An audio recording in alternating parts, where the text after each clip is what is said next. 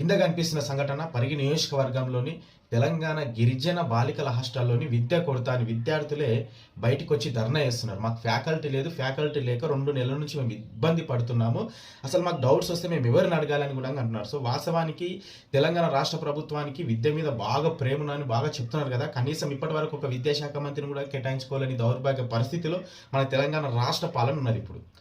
So వాస్తవానికి వీళ్ళకు వెంటనే మరి ఫ్యాకల్టీని కేటాయించి, మరి ఒకవేళ కేటాయించకపోతే కూడా వీళ్ళు హైవే రోడ్ పైకి వచ్చి ధర్నా చేస్తే కూడా మీ ఇజ్జతిలో మాత్రం మొత్తం పోతుంది.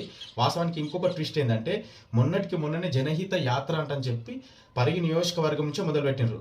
మళ్ళీ మరుసటి రోజే ఈ హాస్టల్కి విజిట్ చేసిండ్రు. ఈ హాస్టల్ విజిట్ చేసినప్పుడు కనీసం ఆ హాస్టల్లో ఏం ప్రాబ్లమ్స్ ఉన్నాయి, మీకు ఏం కావాలని ఇక్కడ ఉన్నటువంటి నాయకులు అడగాలిగా. స్థానికంగా ఉన్నటువంటి ఎమ్మెల్యే గారు కూడా అక్కడ ఉన్నారు.